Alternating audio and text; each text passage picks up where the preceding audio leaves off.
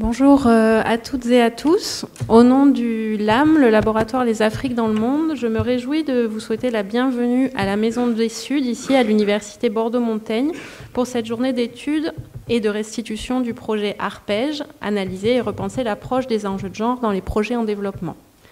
En interrogeant les causes à l'origine des difficultés de l'intégration effective du genre dans les projets de coopération et de développement et en proposant des pistes d'analyse et de solutions, le projet de recherche Arpège s'inscrit dans une démarche de recherche-action qui permet de croiser, de confronter, de mettre en dialogue les regards et les expériences de chercheurs et chercheuses et de professionnels du développement, tout en renforçant les dynamiques de collaboration entre le Nord et le Sud.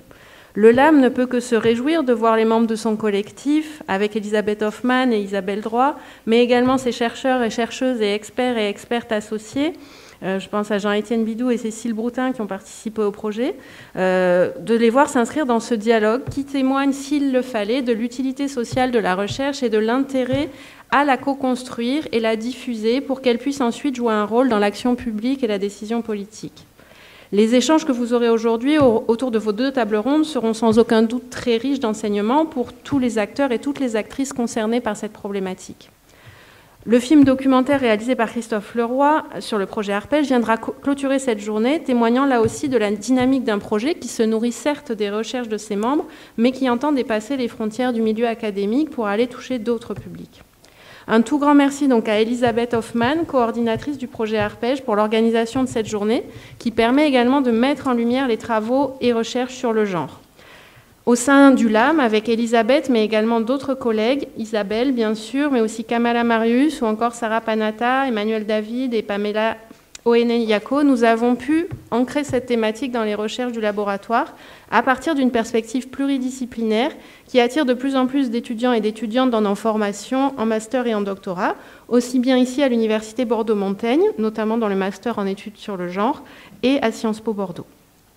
Je voudrais également remercier très chaleureusement la région Nouvelle-Aquitaine qui a soutenu le projet Arpège, mais qui plus globalement est un soutien constant et précieux pour la recherche en sciences sociales de manière générale et sur l'Afrique en particulier. C'est d'autant plus apprécié et appréciable dans le contexte politique que nous connaissons actuellement, et nous, l'AM, sommes très reconnaissants de cet appui. Merci également à tous les partenaires, tous les soutiens, tous les intervenants et intervenantes et actrices et acteurs de ce projet qui sont présents aujourd'hui.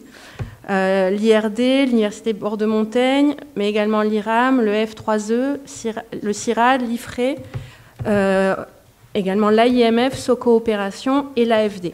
Bien sûr, un grand merci aux 3 ONG qui sont au cœur de ce projet, AgriSud, Initiative Développement et GRET. Et enfin, un grand merci à l'ensemble des partenaires, aussi bien à Madagascar qu'au Sénégal, qui ont rendu ce projet possible. Je vous souhaite à nouveau de riches échanges au cours de cette belle journée de clôture du projet, dont je ne doute pas que les résultats nourriront utilement les programmes de coopération et de développement dans les années à venir. Merci à vous. Merci beaucoup à Mariam Diaye, dont j'ai écorché le nom dans le programme, désolée, le prénom. Je suis désolée, mais qui est donc directrice adjointe du LAM et spécialiste de la sociologie du droit, notamment sur le Sénégal, et une collègue qui fait vraiment des travaux très riches. Je vous encourage à découvrir si vous ne les connaissez pas encore. Merci d'être là avec nous pour l'ouverture de cette journée. C'est une journée qui marque la clôture d'un projet, le projet Arpège, et en réalité, c'est un projet qui a une longue histoire en réfléchissant. En cherchant un peu sur mon ordi, j'ai trouvé des traces qui datent de 2016. Donc presque 10 ans qu'on a commencé à réfléchir à tout ça. À l'époque, Cécile Broutin travaillait à mes côtés à mi-temps comme enseignante associée, à côté de son travail au GRET. Et on a beaucoup discuté du genre, de comment intégrer le genre dans les projets surtout, et l'idée est née de créer un projet de recherche très participatif sur cette problématique, parce qu'en effet, beaucoup de gens se posent la question. Vous pouvez admettre, Anaïs, s'il vous plaît. Donc du coup, on a beaucoup échangé et nous en avons parlé à Isabelle Droit, qui était tout de suite partante et qui a aussi embarqué Jean-Étienne Bidou, qui nous rejoindra très vite, Et à 4, on était en effet, pendant toutes ces années, un peu le noyau dur de l'équipe, même si d'autres personnes ont un peu gravité autour. Et jusqu'à aujourd'hui, c'est l'équipe Arpège. Initialement, on avait prévu beaucoup plus grand, avec plus de pays, etc. Et entre autres, on est allé chercher des collègues en Allemagne qui, à leur tour, ont impliqué des ONG allemandes, Brot für die Welt, Pain pour le monde, ou la WHH, Welthungerhilfe, avec leurs partenaires, sociétés civiles et ONG respectifs, et cela non seulement à Madagascar, mais aussi au Cameroun. Donc on a tenté de monter un projet et une demande de financement en réponse à un appel à projet ANR franco-allemand qui malheureusement n'a pas été retenu pour un financement. Toujours avec nos collègues allemandes, c'était les femmes, un peu renforcés encore. On a tenté l'année d'après un projet ERC, European Research Council, qui malheureusement n'a pas non plus été couronné de fruits. Mais ces phases, c'était vraiment très riche et c'est des phases qui étaient ponctuées aussi d'ateliers. On avait un atelier à Nogent au sein du GRET avec les collègues du Cameroun, un autre atelier à Stuttgart où Maria et ses collègues nous ont accueillis, Stuttgart-Hohenheim, une université qui a été longtemps spécialisée dans tout ce qui est agriculture, développement rural. Et c'est de cette période... Et puis bon, après... c'est de cette période que Maria, qui est avec nous aujourd'hui, Gerste Bentaya, est restée en contact avec nous. Et je suis vraiment très contente qu'elle soit avec nous aujourd'hui parce que elle nous rejoint pour la fin de ce projet dont elle n'est pas vraiment étrangère, parce qu'elle était là quand même un peu pour le monter, et sa présence aujourd'hui est sans doute un vrai plus.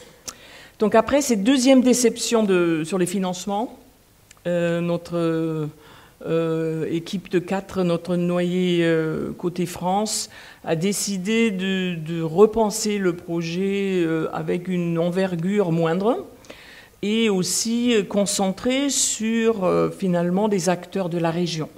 Parce qu'en effet, ça nous semblait intéressant aussi de travailler plus au sein des réseaux en Nouvelle-Aquitaine, qui à cette époque n'étaient pas encore très bien recomposés après la fusion de plusieurs régions. Déjà à l'époque, on s'était aussi rapproché de Socopération, etc., pour voir un peu. Et donc, petit à petit, on a pu identifier, en plus du GRET, qui était à bord depuis 2016, donc, et pas seulement en personne de Cécile, mais aussi parce que le GRET est une ONG qui a un département d'animation scientifique avec des référents. Historiquement, le GRET est quand même assez lié à anciennement Orstom, aujourd'hui IRD. Donc voilà, on avait un lien qui était relativement facile à travailler. Et donc du coup, on a eu la chance de pouvoir amener à bord Acris Sud et aussi ID. Respectivement en liant des contacts avec les directions qui, pour les deux cas, ont changé entre-temps. Mais voilà. Donc, finalement, petit à petit, on a réussi à redimensionner avec ces trois acteurs ONG, Acris Sud, ID et GRET, et avec une concentration sur 3 de leurs projets, un projet respectivement à Madagascar, donc MAFT, Acris Sud et Pagli ID, ce sont 2 projets qui sont en plus dans la zone de coopération décentralisée de la région de Nouvelle-Aquitaine avec la région d'Itas à Madagascar, et le projet Afafi Sud du GRET qui est dans l'Androuille, donc complètement au sud, une partie assez très aride avec surtout de l'élevage, et une région qui est souvent dans les médias pour, soi-disant, les famines, les kérés, comme on dit en malgache, mais en tout cas une région particulièrement, avec des populations considérées comme particulièrement défavorisées. Et en plus, les 3 ONG avaient des projets aussi en zone rurale au Sénégal, à Crie-Sud et idées de nouveau dans la zone de coopération décentralisée de Nouvelle-Aquitaine. Et le GRET, bon, GRET a beaucoup de projets au Sénégal, mais on s'est concentré un tout petit peu sur un projet au nord du Sénégal. Et ces 3 projets étaient un peu des projets miroirs par rapport à ceux de Madagascar. Mais bon, on va expliquer tout ça.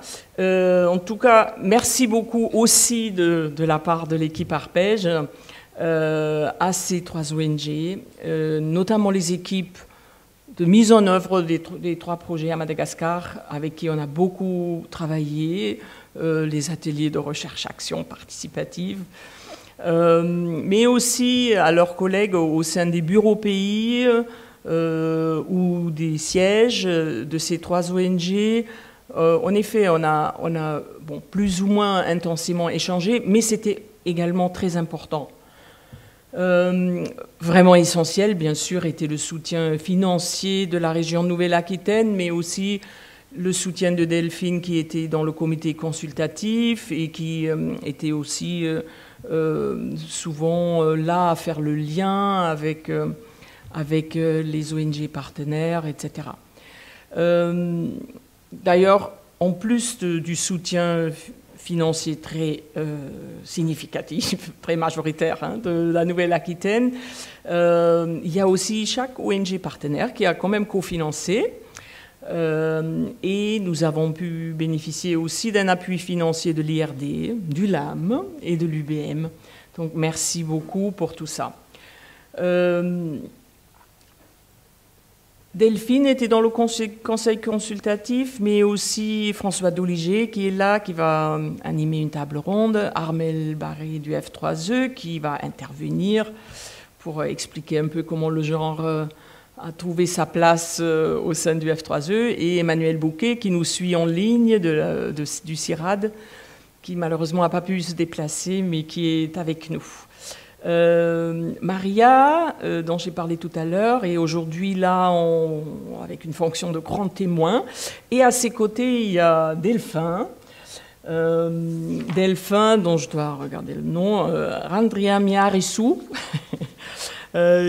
qui est expert genre, très expérimenté de Madagascar, mais aussi international. Tu as travaillé pas mal ailleurs, en Afrique surtout.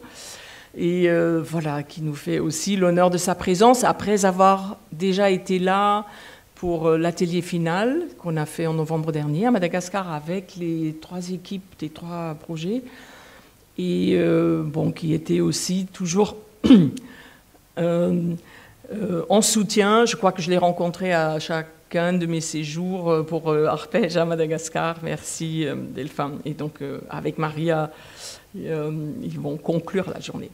Merci beaucoup aussi à Claudie Voué, camarade de genre en action, amie de longue date et surtout experte genre avec aussi une formidable expérience, et qui va aussi présider une table ronde et participer aux discussions.